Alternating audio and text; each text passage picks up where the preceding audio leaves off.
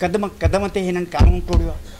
मुनीर जंहिंखां फ़ैसिलो करायूं तंहिं पंहिंजे लाहौर हाई कोर्ट में तकरीर कंदे चयो त असां घेरे में हुआसीं।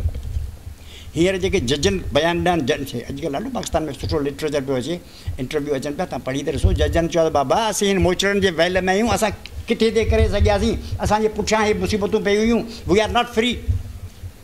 हिकिड़े चीफ जस्टिस चयो भुटे साहिब खे अञा फांसी कान मिली हुई, उहो लॻो पियो सेक्रेटरी खे त भुटे खे फांसी नथो ॾिए, छो? इहो साईं जज हुआ हिते जा चीफ जस्टिस, सो घुराए पियो त भुटे खे फांसी कान मिली आहे, छो? इहो किताबु छपियो पियो आहे, बाज़ार में मिले थो, वञी वठी अचो त हिननि छा कयो आहे। त हिकिड़ी सॼो क्रिमिनल बिज़नेस आहे फ्रॉम A to Z।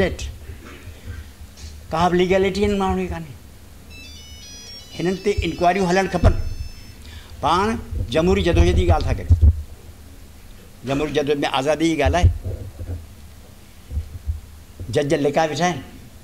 हिकु ॾींहुं थियो, पंहिंजो हिकिड़ो दोस्त हो, तंहिंजो ॾींहुं मल्हायूं, तंहिंमें अॻे साबिक़ चीफ जस्टिस उहो बि आयो हो पाकिस्तान जो, जावेद हाशमी जो किताबु हो, उन में मूं तकरीर कई हुई। मुंहिंजो जावेद हाशमी जेल में पियो आहे, उन जी किताबु लिखियो आहे, असीं किताबु मल्हायूं पिया, उनखे ख़राज तहसीन पिया ॾियूं। काश सुप्रीम कोर्ट जा सुप्रीम कोर्ट जज खे ॾियारे मुंहिंजो सुप्रीम कोर्ट जज साहिबु, काश अव्हां मां बि को जावेद हाशमी जहिड़ी मुर्सी करे टीप में पइजी जेल मां को किताबु लिखी मोकिलिया त इहा हराम ज़ादा आहिनि, हिन जी ॻाल्हि ते न हलो त असीं तव्हांखे सलाम करियूं आहे, तव्हां वेठा आहियो। तंहिंजे करे हिन हालति में मुर्शी जी ज़रूरत आहे।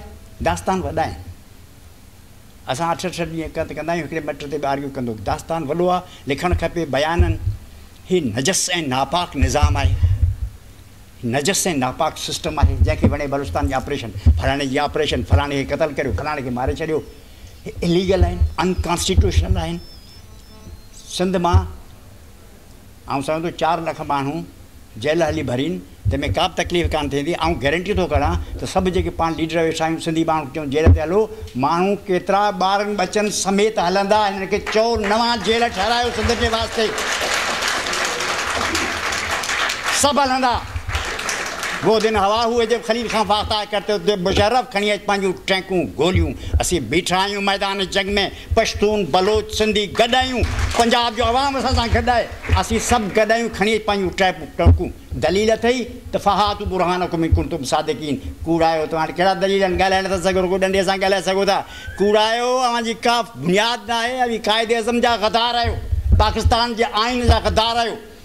अमी आर्टिकल 6 मूजिबि वाजिबुल क़तल आहियो, अमी सभु गैंग जेके आहियो वाजिबुल क़तल आहियो। तव्हां ते एक्शन थियणु खपे।